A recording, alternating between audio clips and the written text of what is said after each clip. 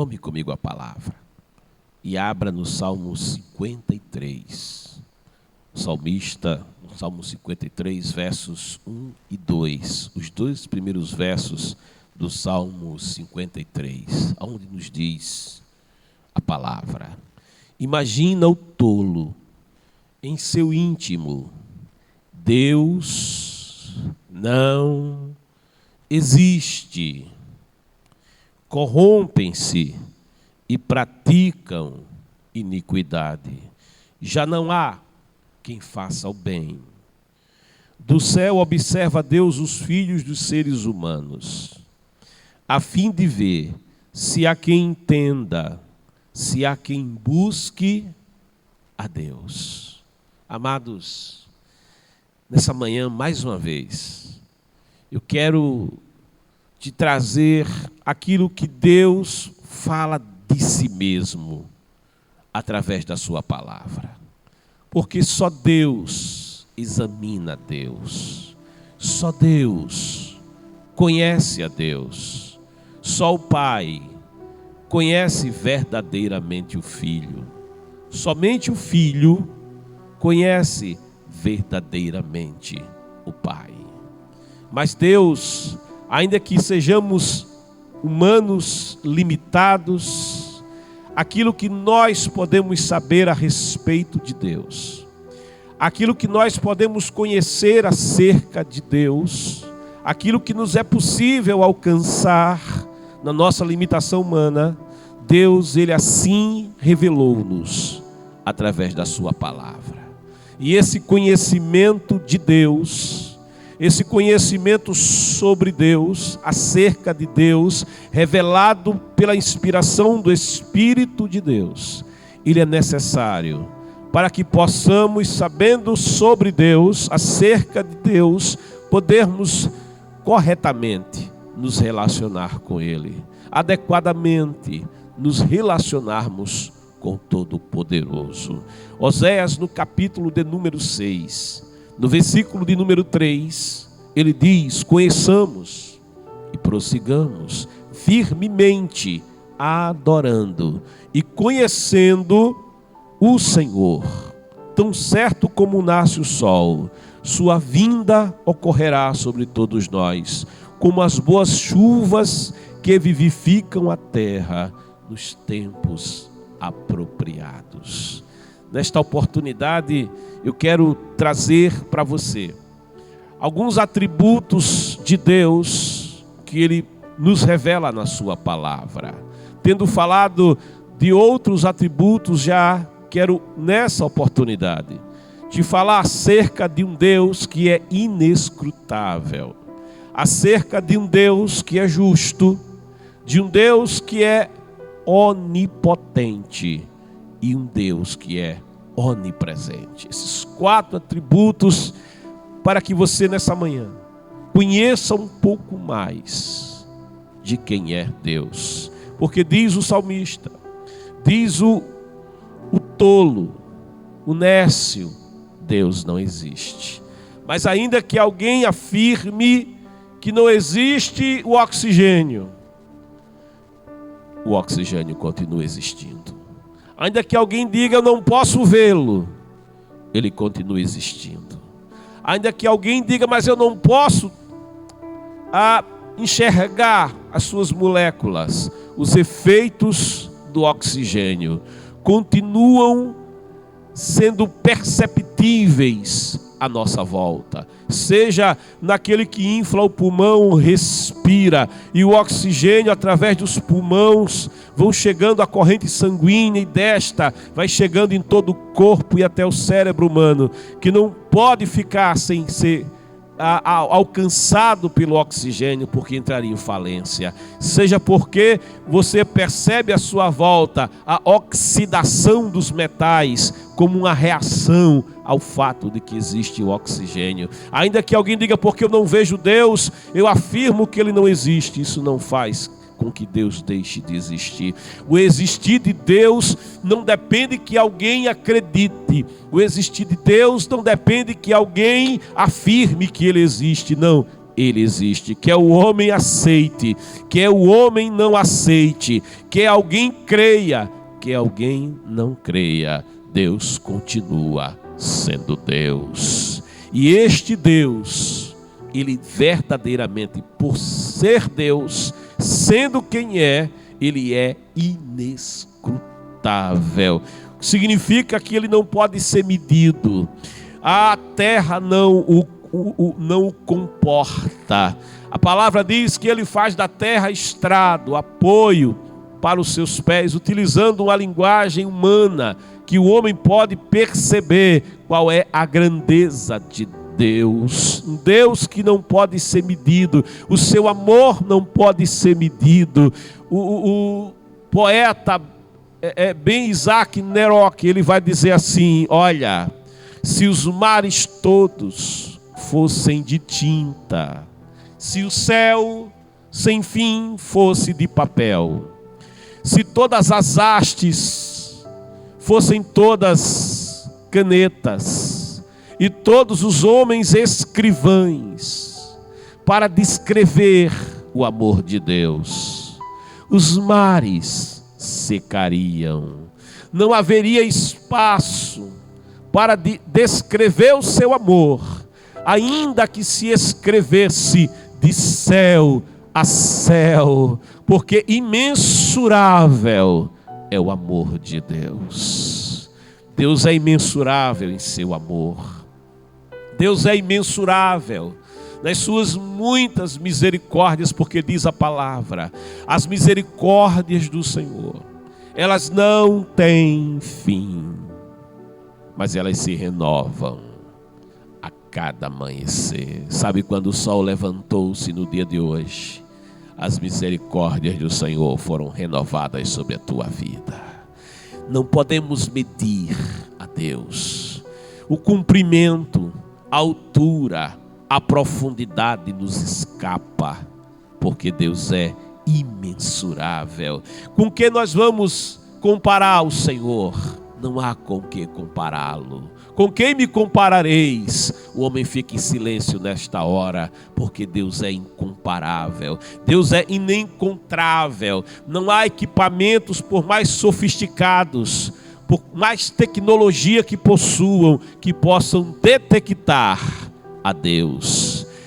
O homem não consegue detectar a simples energia escura, cujos efeitos já se comprovam na cosmologia, ou então a matéria escura, cujo efeito aparece nas lentes telescópicas, deformando as imagens, e se sabe haver a matéria escura, mas o homem não consegue sequer medi-la, encontrá-la com os equipamentos e toda a tecnologia que o homem possui. Agora imagina Deus, que é o criador da energia escura, é o criador da matéria escura, é o criador da energia visível, é o criador da matéria que se pode tocar, é o criador de todas as coisas, é o criador dos céus, é o criador da terra.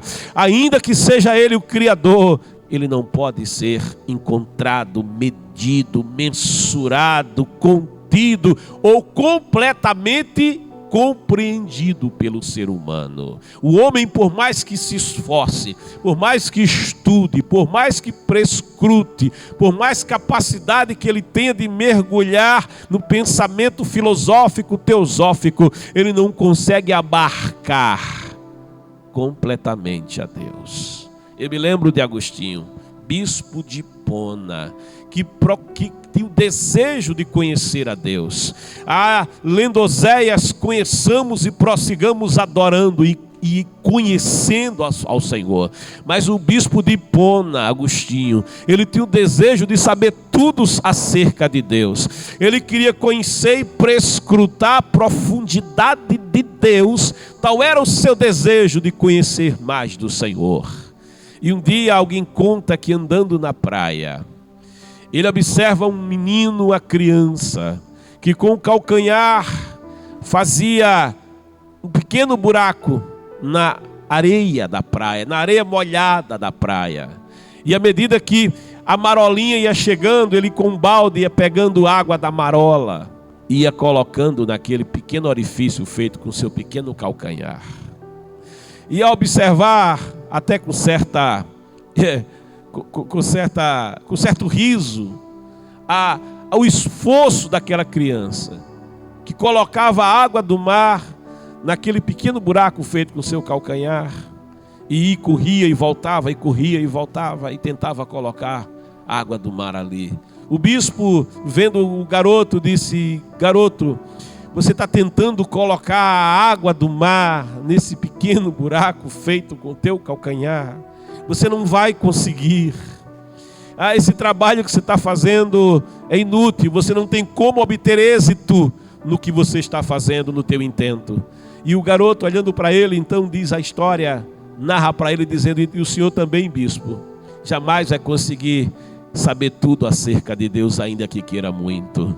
Porque Deus, meu querido, minha querida, é inescrutável. E na sua palavra, profeta Isaías no capítulo de número 40, no versículo de número 28, assim nos fala, assim nos revela a palavra, através do mais messiânico dos profetas: não sabes, não ouviste, que o Eterno, Yahvé o Senhor, o Criador de toda a terra, não se cansa, nem fica exausto, sua sabedoria é insondável, seu conhecimento é incompreensível.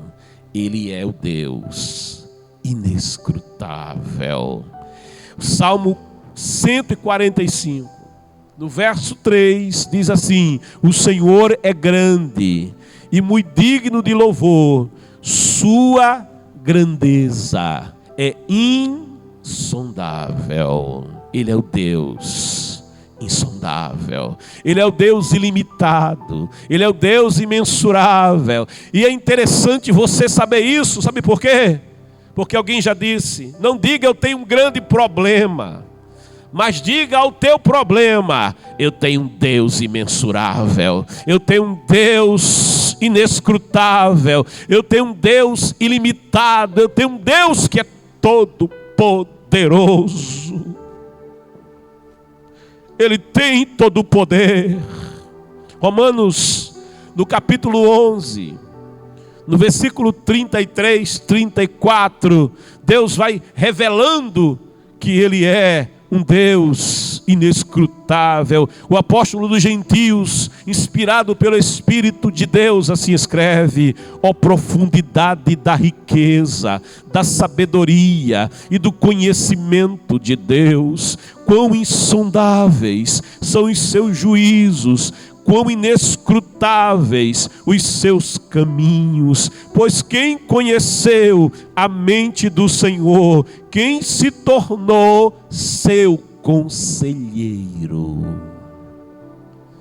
Oh, aleluia! Ele é a fonte de todo o saber, Ele é a fonte de toda a ciência, Ele é a fonte de toda a sabedoria. Albert Einstein, a maior mente científica do século XX, ele afirmava dizendo: quanto mais eu prescruto a física, as ciências físicas, quanto mais eu prescruto o conhecimento acerca do universo, mais eu vejo a grandeza de Deus, mas eu compreendo sobre Deus, mas eu percebo que há um Deus. Ainda que o nécio diga: não há Deus, não existe Deus.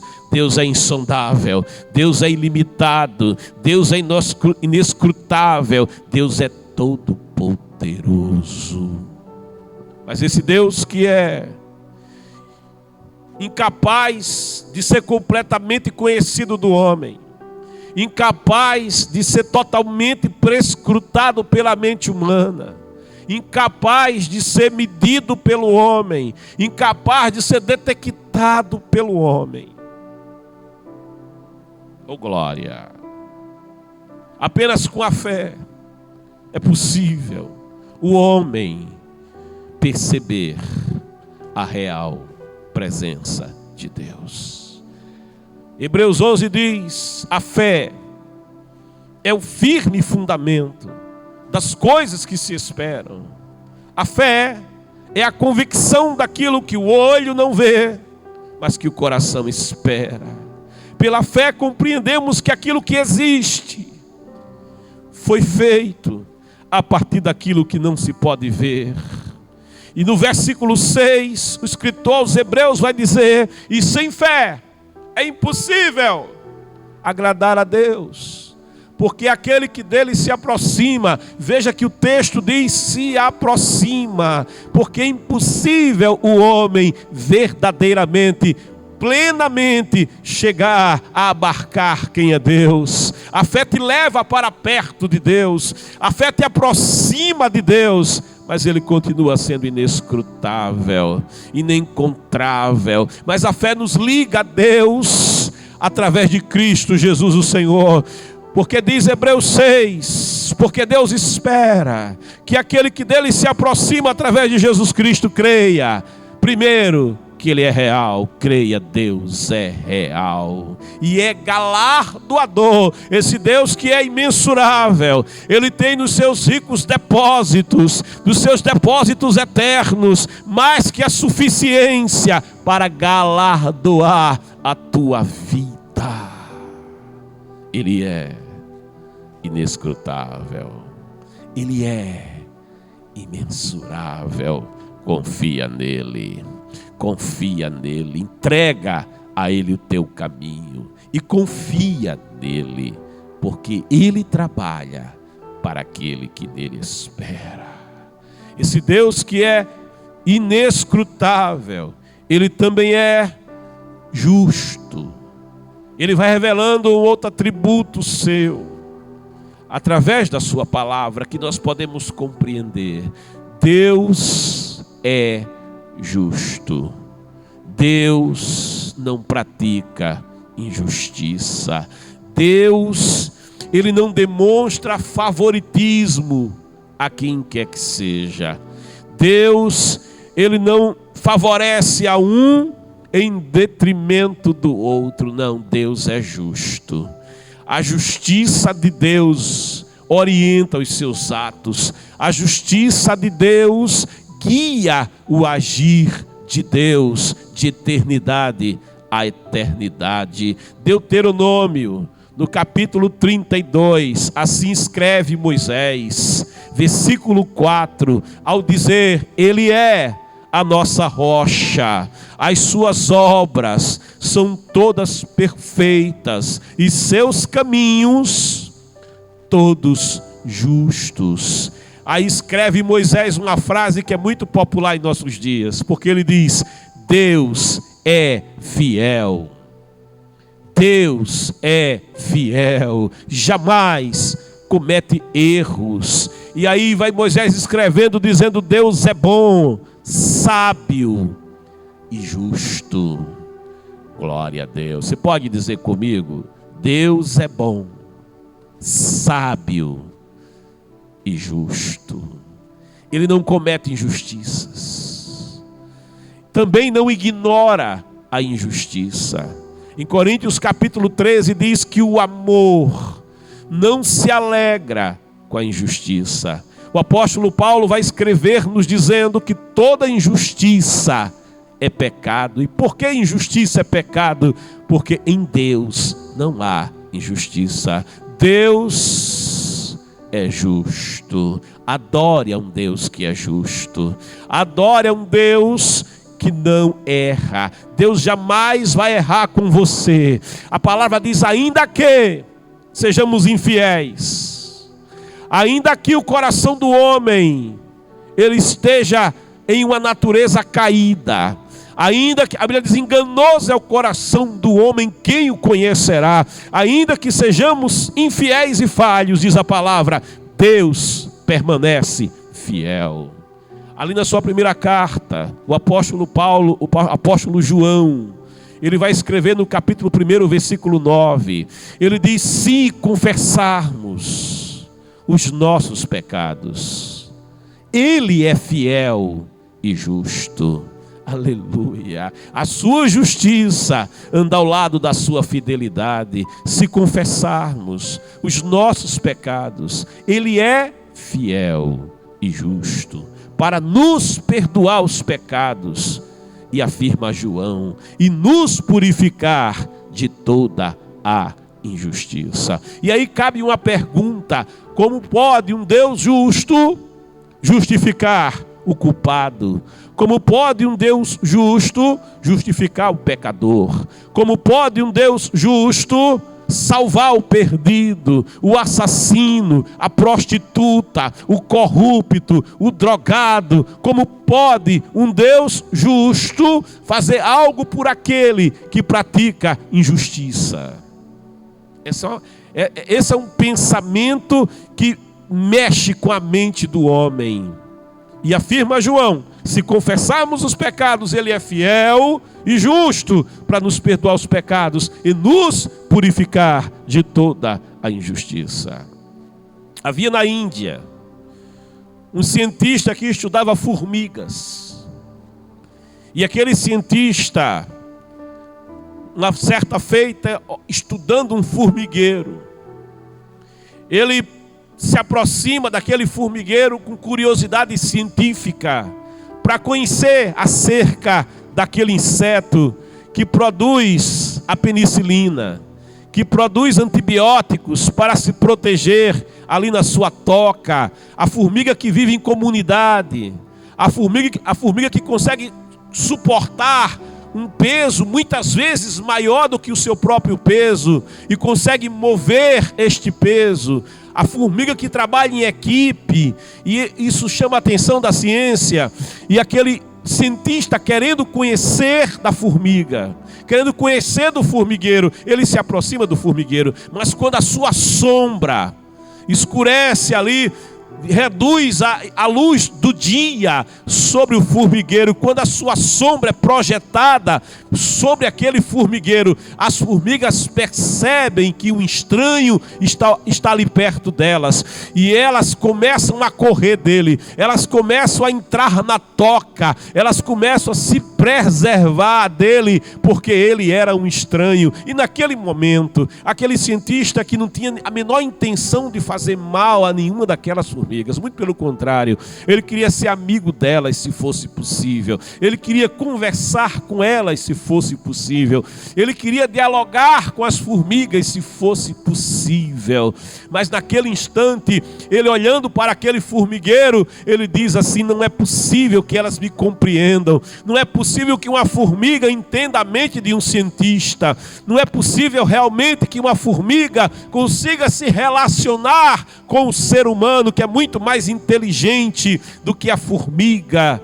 E ele lembrou-se então de um missionário que, pregando na Índia, lhe dizia: olha, o Verbo se fez carne.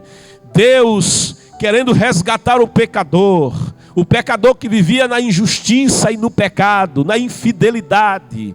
Deus querendo resgatar o pecador. Ele olhou dos céus à terra e ele procurou um justo. Ele olhou para os dias de Adão e viu toda a queda de Adão e a queda de toda a descendência de Adão, e todos estavam em pecados e todos praticavam injustiça. Veio o dilúvio e Deus preservou Noé e sua família. Diz a palavra: Noé era homem justo e bom e andava com Deus, mas mesmo Noé não era perfeito. E a descendência de Noé, assim como a descendência de Adão, vai cometer injustiças, vai cometer pecados, vai cometer infidelidades contra a Deus. Deus vai olhar para os dias dos patriarcas, para Abraão, Isaque, Jacó, para aquela geração e as gerações que vieram após eles, e todos praticavam injustiça. E a lei que foi dada por Deus através de Moisés,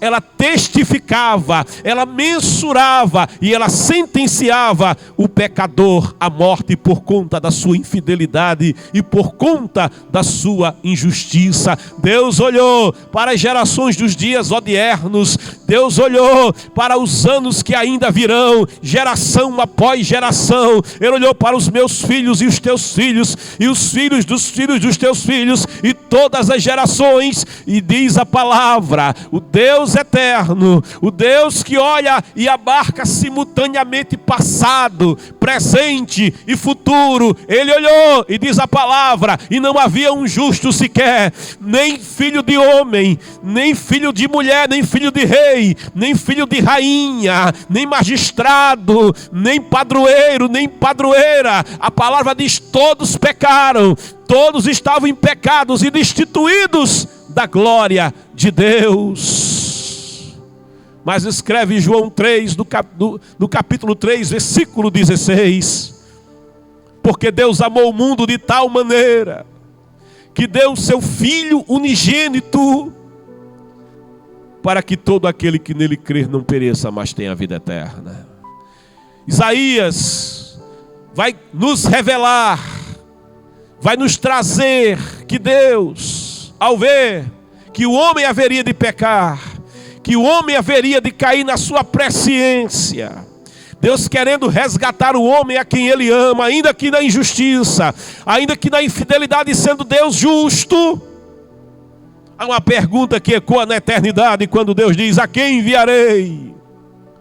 Quem há de ir por nós? A quem enviarei?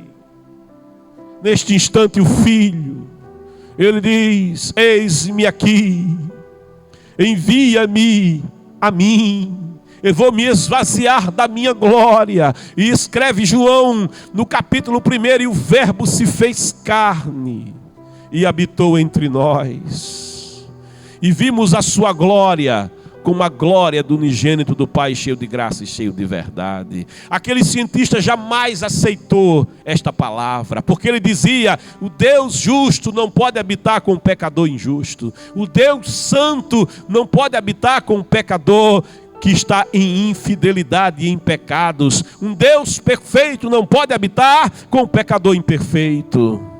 Mas quando ele olhava aquele formigueiro, desejoso de se comunicar com as formigas, e as formigas com medo dele, fugindo dele, não podiam compreender as suas intenções, não podiam compreender a sua linguagem, não podiam se comunicar com ele, e nem ele podia se comunicar com elas. Naquele momento ele desejou: se eu fosse uma formiga.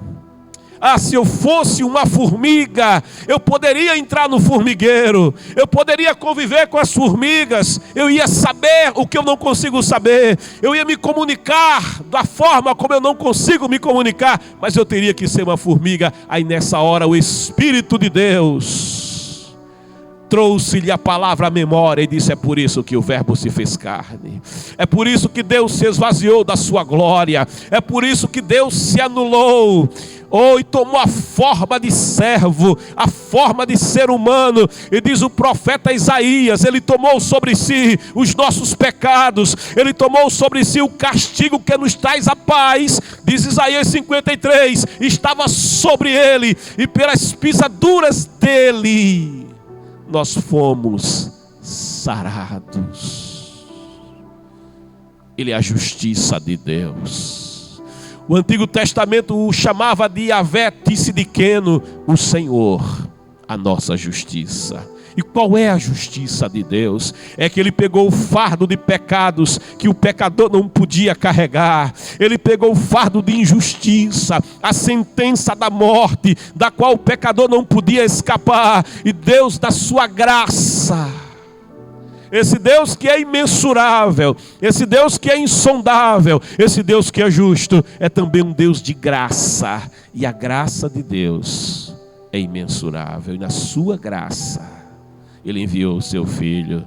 E o seu Filho tomou o lugar do pecador e pagou o preço pelo pecador. De modo que o apóstolo Pedro diz, ele é o Cordeiro morto desde antes da fundação do mundo. Ele tomou sobre si os nossos pecados. O apóstolo Pedro vai revelando na sua epístola, ali em 1 Pedro, no capítulo 1, ali na altura do versículo 18, por ali, ele vai dizendo, não fostes comprado com prata, nem com ouro, nem com coisa corruptível, mas fostes comprados com o precioso sangue de Jesus.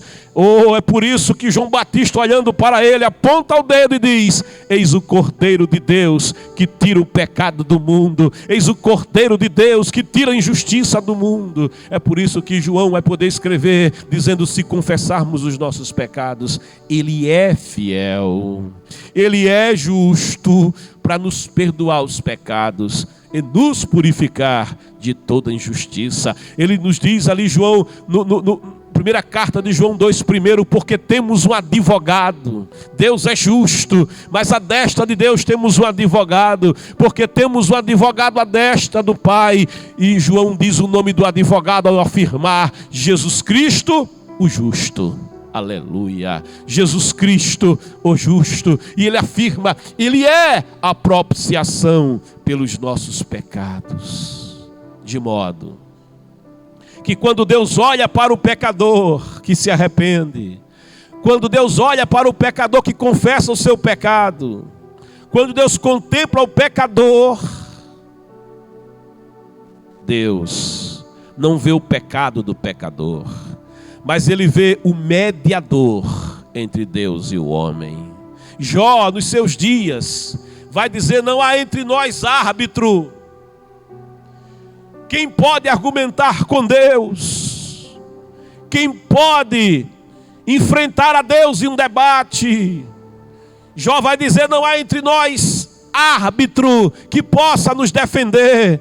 Quem pode entender o homem, senão aquele que é homem, o estado do homem? Quem pode dialogar com Deus, argumentar com Deus, senão quem é Deus?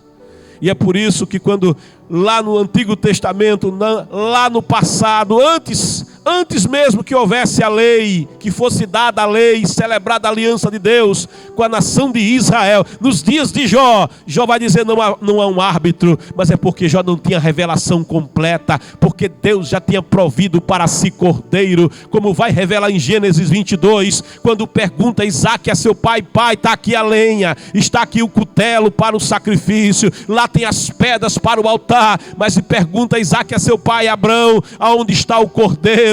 E Abraão, que era profeta, vai responder, Yahvé Jireh, meu filho, Deus proverá para si cordeiro, Deus proverá para si justiça, Deus proverá a nossa redenção, Deus proverá a nossa salvação. Ele é fiel e justo para nos perdoar os pecados. Porque olhando para o pecador arrependido, ele já não vê o pecador, ele vê o seu próprio filho. Ele não vê o pecado do pecador, mas ele vê o pecador lavado e remido no sangue de Jesus. Deus não comete injustiça.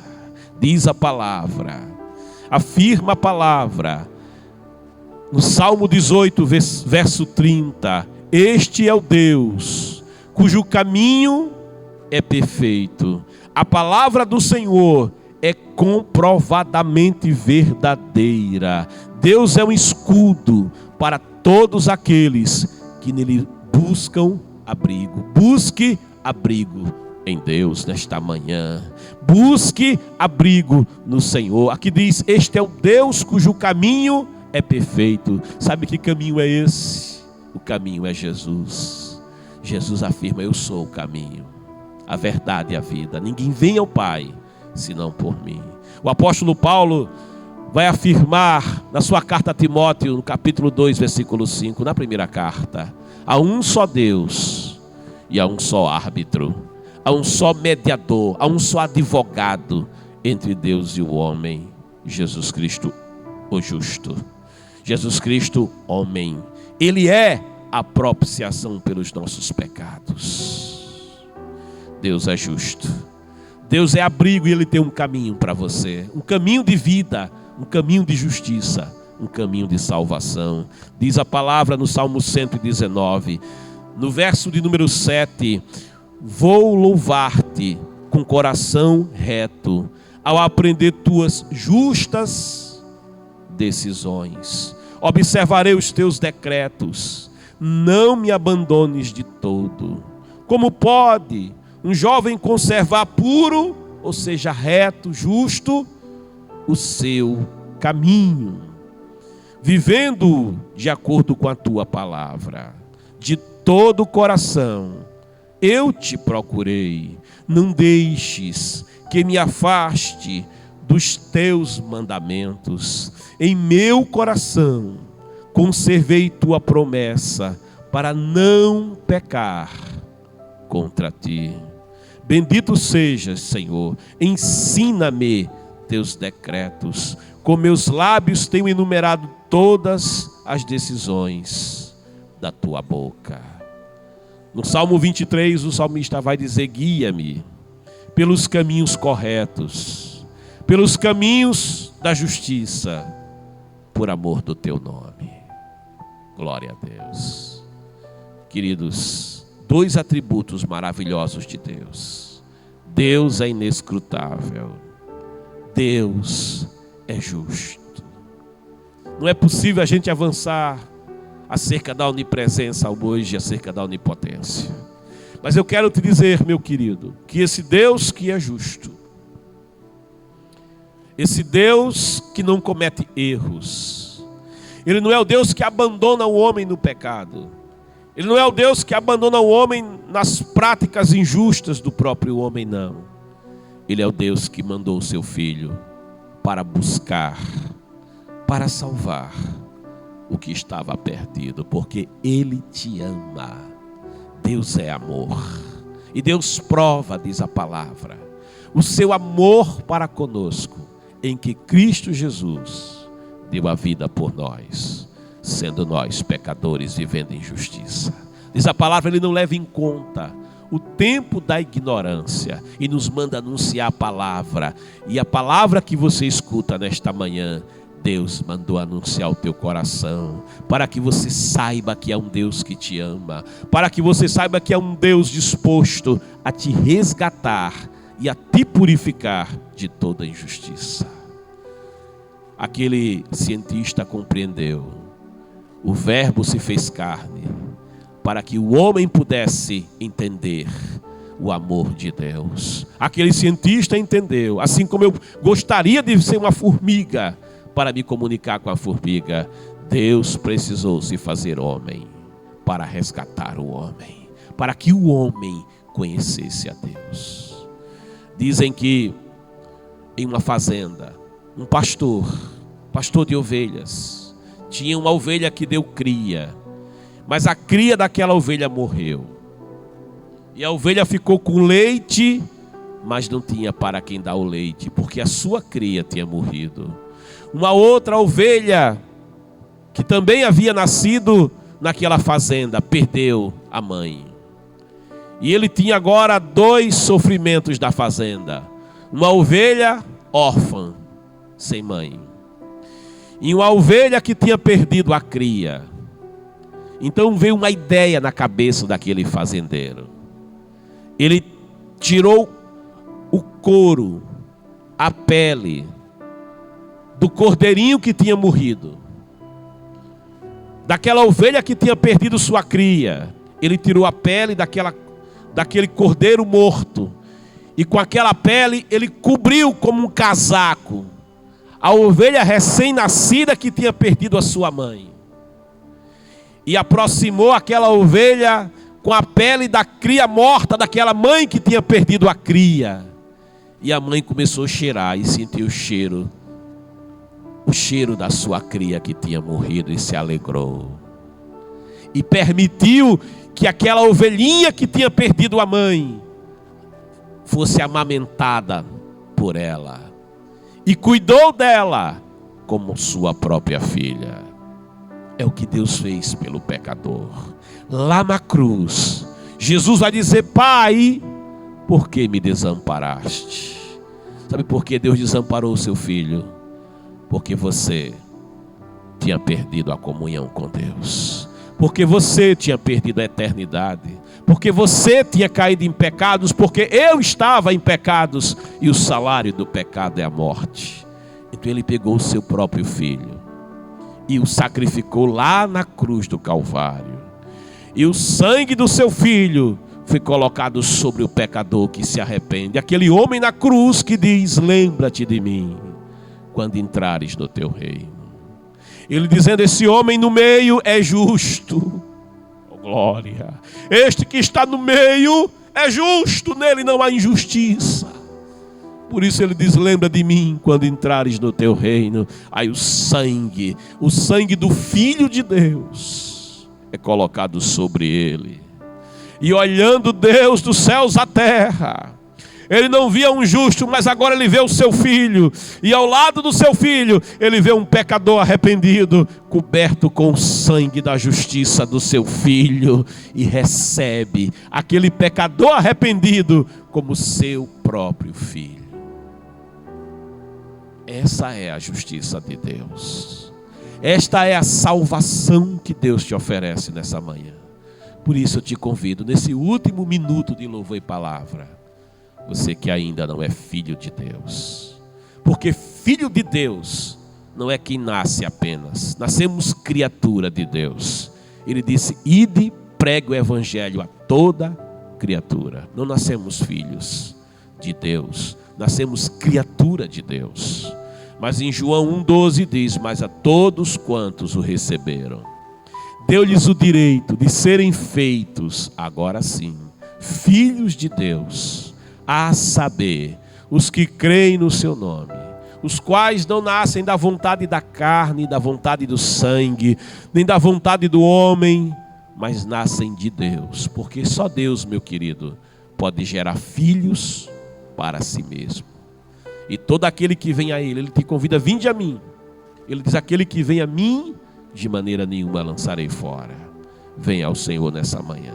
Se com a tua boca confessares, nessa manhã, diz a palavra, que Jesus Cristo é o Senhor, verdadeiramente sereis salvos. Querido, tome esta decisão. Escreva no chat: eu entrego a minha vida ao Senhor Jesus. Faça a entrega da sua vida ao Senhor. É um passo que você precisa dar. Ele não vai agir na tua vida se você, com o seu livre-arbítrio, não abrir o coração para Ele. Se você, com o seu livre-arbítrio, não entrar no caminho. Jesus queria salvar os dois que estavam na cruz, mas no livre-arbítrio, um deles disse: eu não quero. Com as suas palavras, com o seu comportamento, ele rejeitou a Jesus. Você também nessa manhã tem uma decisão a tomar. Pilatos disse: que farei de Jesus, chamado Cristo? Estava diante dele o Salvador, estava diante dele o Cordeiro de Deus, e ele se perguntou: o que farei de Jesus, chamado Cristo? O que você vai fazer de Jesus, chamado Cristo, a justiça de Deus para a tua salvação? Eu te digo, faça o melhor, entregue sua vida a Ele. O Deus que é inescrutável também é justo, e Ele te ama, e Ele quer te salvar nesta manhã. Dê um passo para Deus, abra a porta e Ele vai entrar na tua casa. Quero orar por você. Pai amado e santo, ó Deus fiel, ó Deus todo-poderoso, Tu és inescrutável, Senhor, mas Tu te revelas àquele que tem sede da Tua palavra, aquele que tem sede de Te conhecer, aquele, Senhor, que andando em pecados, mas que tem sede no coração, Senhor, e deseja a Tua salvação. Espírito Santo, Espírito de Deus, que convence do pecado, da justiça, do juízo.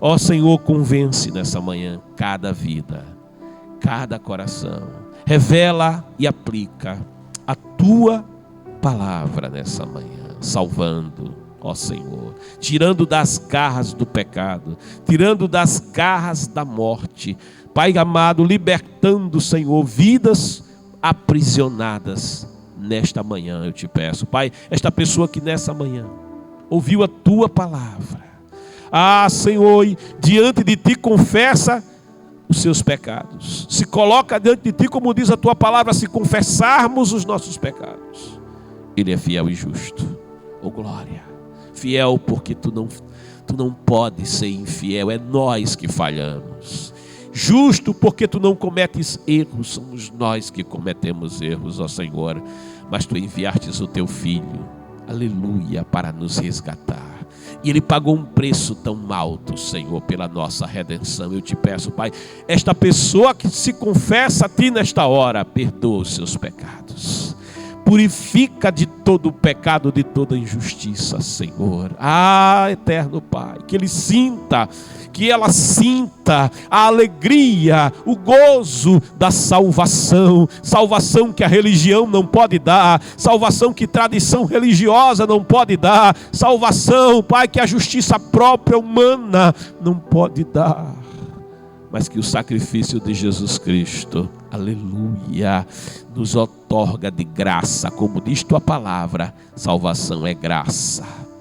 Pai, alcança vidas dessa manhã, abençoa teu servo, tua serva, que ora comigo e que necessita do teu socorro nessa manhã. Pai, tu és o Deus inescrutável, imensurável, aleluia, maior tu és do que o câncer, maior tu és do que a enfermidade, maior que a morte, maior que os problemas, oh aleluia, tu és maior. Estende tua mão poderosa, Senhor. Eterno Pai, Senhor que és inescrutável, mas que entendes o coração do homem, Senhor que és inescrutável, mas que prescruta a alma do homem, opera nessa manhã, oh aleluia, libertando, curando, manifestando na terra a tua glória, porque tu és real e o nosso Deus. Em nome de Jesus assim te peço e a ti rendo graças, Senhor.